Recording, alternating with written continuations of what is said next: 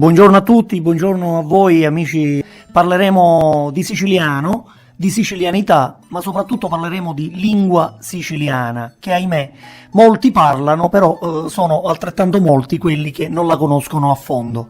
Io sono Nino Barone, svolgo il mestiere di educatore, ma nel mio tempo libero, a parte la poesia che è un mio hobby principale, mi occupo di lingua siciliana. Quindi quest'oggi volevo intrattenervi con un argomento importante che è legato appunto alla lingua siciliana.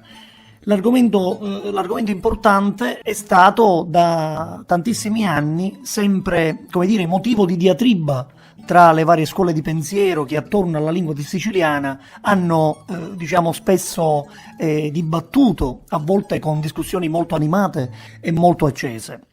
Noi vogliamo calmare gli animi, perché vogliamo solamente, come dire, incuriosire, gli ascoltatori e farli magari rinnamorare di questa nostra madrelingua.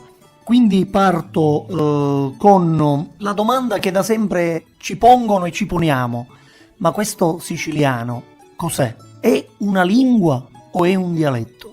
Ecco, questa è il primo quesito che, quando si affronta questa argomentazione, viene fuori così quasi in automatico.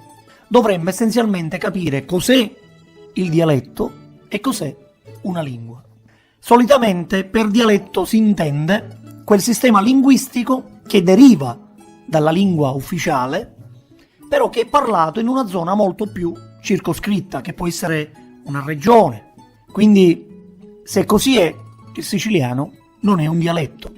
Uno, perché non proviene dalla lingua italiana, cioè non è un dialetto della lingua italiana, ma allo stesso modo di questa è una lingua neolatina, quindi fa parte di quelle lingue europee, di quelle lingue romanze, allo stesso modo dell'italiano. Ma diciamo di più, la lingua siciliana è più antica della lingua italiana.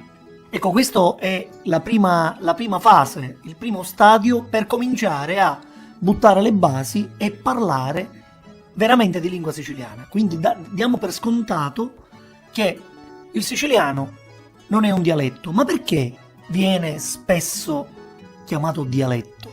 Il motivo è semplice e anche banale per certi versi: per avere una collocazione che si deve differenziare da quella che è la lingua ufficiale, quindi dall'italiano.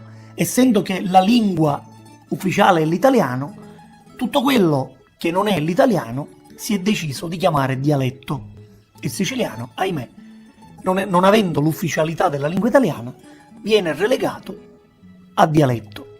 Chi, tra tantissimi autori, utilizza come lingua espressiva il siciliano, tipo i poeti, vengono subito chiamati poeti dialettali. C'è un po' un atteggiamento pregiudizievole in questo aggettivo. Perché il poeta che scrive in italiano non è chiamato poeta italiano, ma è chiamato solamente poeta? Mi chiedo perché invece chi scrive in lingua siciliana deve essere, come dire, etichettato come poeta dialettale. È un fatto di per sé discriminatorio, credo, nei confronti di chi fa poesia, nei confronti di chi invece fa poesia, non solo fa poesia, ma la fa pure ad altissimi livelli. Guardate, secondo l'UNESCO, il siciliano è una lingua a tutti gli effetti, con caratteristiche che la rendono abbondantemente distinta dall'italiano. Ecco, specifico che italiano e siciliano camminano a braccetto perché sono figli della stessa madre, ma sono due lingue tipologicamente diverse. Quindi il siciliano è un patrimonio, sempre secondo l'UNESCO, da salvaguardare, anche se, secondo i dati più recenti, non sembrerebbe a rischio di estinzione. Questo è un dato importante, perché si vede che il siciliano, nonostante tantissimi anni, tantissimo tempo, secoli e secoli, è ancora vivo e riecheggia nelle nostre case. Vi do un altro dato, che allo stato attuale, secondo appunto l'Atlante linguistico siciliano, il 90% dei parlanti siculi, in famiglia parlano in siciliano. Quindi anche le famiglie, in un certo senso, che hanno un grado di cultura superiore, nella famiglia sono portati a parlare in siciliano. Mentre uscendo dal nucleo familiare, ecco che il siciliano perde un po' del suo valore, un po' del suo prestigio, a secondo nei contesti in cui il parlante si inserisce. Per esempio in palestra, ecco, non viene quasi più parlato il siciliano perché si preferisce l'italiano. Al lavoro, a secondo la tipologia di lavoro che si svolge, quindi nel contesto lavorativo, ecco, si perde anche il siciliano terreno a favore dell'italiano. Quindi a questo punto mi viene un altro quesito, un'altra domanda. Vorrei chiedermi e vorrei chiedere a tutti voi amici ascoltatori, a questo punto in Sicilia vige, così come si vuol far capire, una situazione di bilinguismo o una situazione di diglossia? Cos'è il bilinguismo? È quando un parlante parla due lingue, ci siamo, in questo caso italiano e siciliano, ma gli dà la stessa importanza, quindi dà a entrambi i codici linguistici lo stesso prestigio. Ma se quando usciamo dalla famiglia il siciliano comincia a perdere terreno, allora a questo punto mi viene da dire che in Sicilia vige invece una situazione di diglossia, cioè si parlano due lingue, ma si preferisce sempre una lingua a secondo nei contesti in cui il parlante si inserisce, anziché un'altra. Ecco, questo è quello che accade in Sicilia. Quante volte ci troviamo a percepire differenze fonetiche, intonazioni diverse, accenti che cambiano tra un paese e un altro, a volte anche a pochi chilometri di distanza, quelle che gli studiosi chiamano grane percettive. La chiave di tutto questo sta nella conoscenza storica della nostra terra, nei popoli che l'hanno dominata, lasciando esperienze, usi, costumi, parole e anche nelle microstorie, che sono altresì importanti, quelle degli stessi siciliani che per lavoro si spostavano frequentemente da un luogo a un altro, acquisendo dati e lasciandone altri. Basta elencare tutti i pronomi personali presenti in Sicilia per capire di quanta ricchezza linguistica essa è dotata e che lo studio del singolo idioma può essere articolato ma anche molto affascinante. Vi elenco un po', anche per curiosità, un po' tutti i pronomi personali che sono presenti nel territorio siciliano.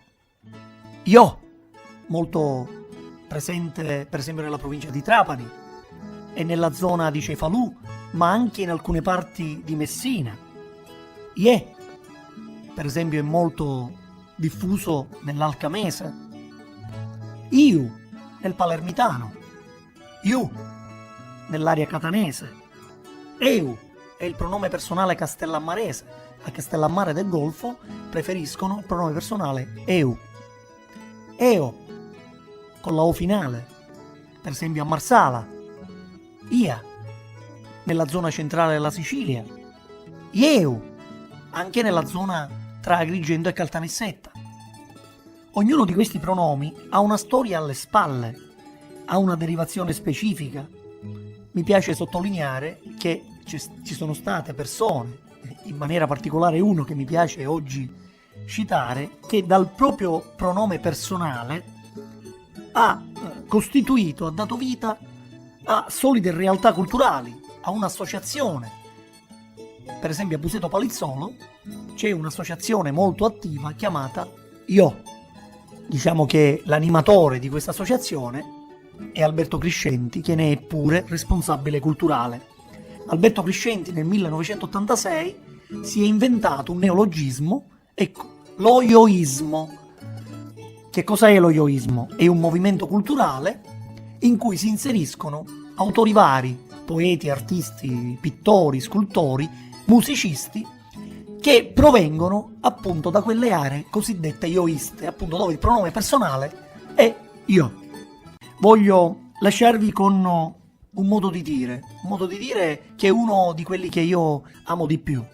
agnello e sugo e finì lo vattio. Questo è un proverbio che risale ai tempi dei nostri bisnonni, quando la vera festa non era il battesimo o la cresima, ma l'agnello al sugo, che a quei tempi rappresentava un piatto pregiato nei ceti medio-bassi. Quando veniva consumato il piatto forte, infatti, la festa poteva considerarsi finita.